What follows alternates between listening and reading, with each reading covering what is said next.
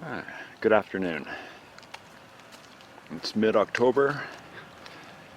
End of the outdoor project season is upon us, and I just thought this would be a good opportunity to do a quick tour of the house and the yard and provide an update on the various projects that I have going, as well as an opportunity for me to try to gain some video editing expertise.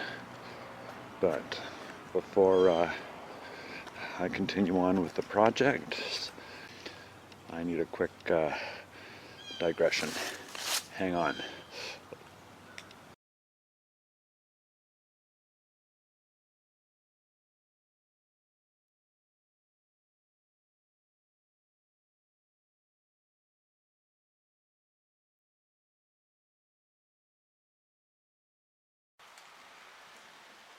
Well, that was satisfying, but on with the tour.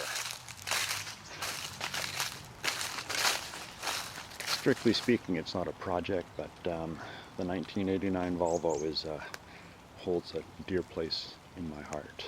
It was purchased in 1989 by my dad, given to me in 2015, with the understanding that I would give it to my son in the near future, probably depending on insurance rates. Most of my projects are in the backyard, and we're approaching the first one now. Behind the garden, there is a rock wall. It's a quick, the stairs, the actual rock wall itself. It was built 5 or 6 years ago with a friend of mine. It turned out quite well. Quite difficult to do. Some of the rocks were like 200 pounds or so. You can tell there's a bit of a sag in the middle, and that wasn't there when we built it. I hope it's stabilized. If not, one of my upcoming projects will be to figure out how to straighten it out. It's an interesting side effect of the rock wall is it's turned into a habitat for several sets of chipmunks, and I've even had a wasp nest in it. So it's a great addition to the yard. The first project I want to talk about is the deck. I built it about 15 years ago. Decks are satisfying and incredibly easy to build. There's only two things that I really keep track of when I'm building a deck. One is I make sure that the level of the deck is at the same level as the floor of the room that provides access to it. Just makes it feel like it's part of the house. And secondly, right in the middle there, you can see the post and the beams, and I've notched the post about 1 inch on each side so that the beams are resting on part of the post and are not just held in place by the carriage bolts. Next item is the pole beans. I plant pole beans probably every year, every couple of years, originally from seeds that my dad gave me. He died in 2015, and I plant the pole beans in memory of him. He was an avid gardener. Another digression, it always reminds me of the 2017 Disney movie Coco, which is about the Mexican land of the dead. Apparently when someone dies in Mexico, their spirit goes to the land of the dead, where it will reside until no one remembers them anymore, at which time they will fade into oblivion. And whenever I see my pole beans, I think of that philosophy. Next item is my second attempt at a ground cover garden. See, there's about 28 stakes there. That's for the locations, marking the locations of the different ground covers I plan to add in. You can't tell now, but it's pretty much been completely invaded by common blue violet, one of the ground covers of my side yard that I'll talk to in a little while. And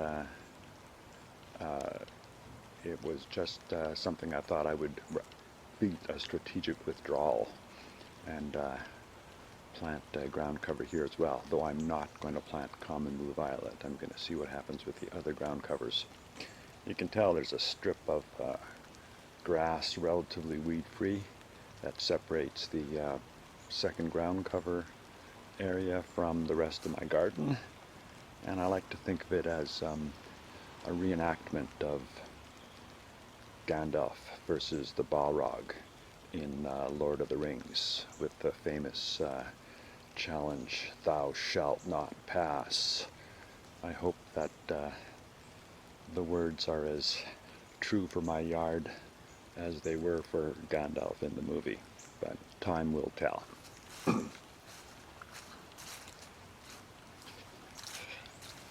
Next item, you can tell there it is, the box that contains the electronics for my temperature sensor, and the actual temperature sensor is up on that post there, protected from the elements, so it gives a reasonable reading. It's not a Stevenson screen, but I think it's good enough.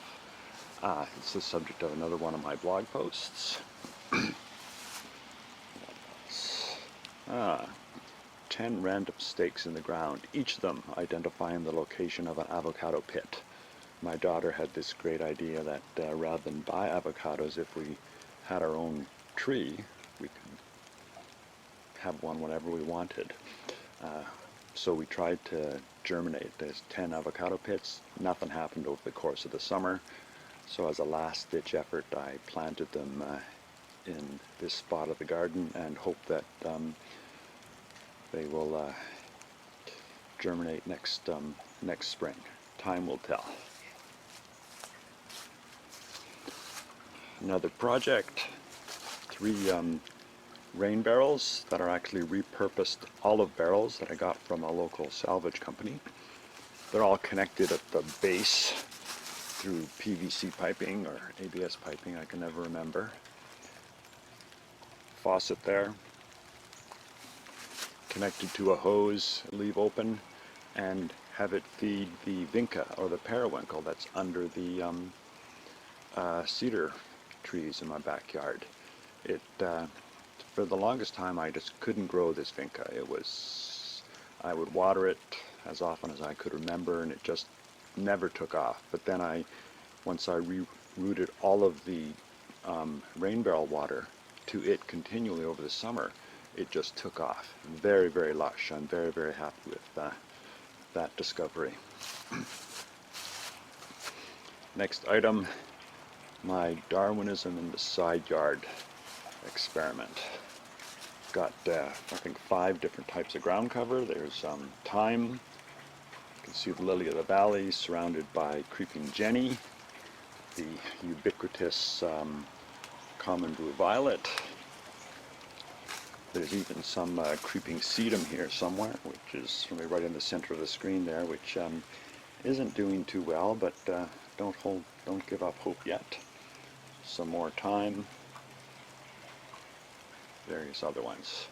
It's going well. Probably going to declare the common blue violet the victor, but the thyme is it's going to be a tough nut for it to crack, but we will see.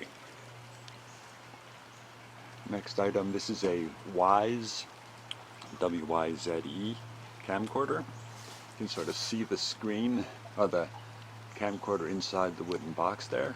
I have it pointed downwards, and my intention was to do time-lapse photography of my of the garden over the course of the summer. So have like a 5 or 10 minute video of the battle between the various ground covers, but I could never get it to work. It would record for a couple of days, then it would lose the file, it would stop recording, and I could never figure out what's wrong. So something to look at. I haven't given up yet, but hasn't given me any satisfaction to date. My second rock wall, which is actually the first rock wall I built, it's my experimental rock wall. It's quite nice. I don't like it as much as I like the other one, but it's still a very respectable wall. final stop on the tour is a quick look at the stump of an elm tree that I used as the source of data for, I think, my first blog post sometime in October 2017, dendroclimatology or something. I'll put a link in the post itself.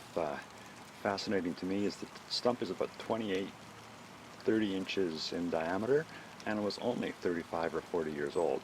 That's pretty it's a pretty fast-growing tree.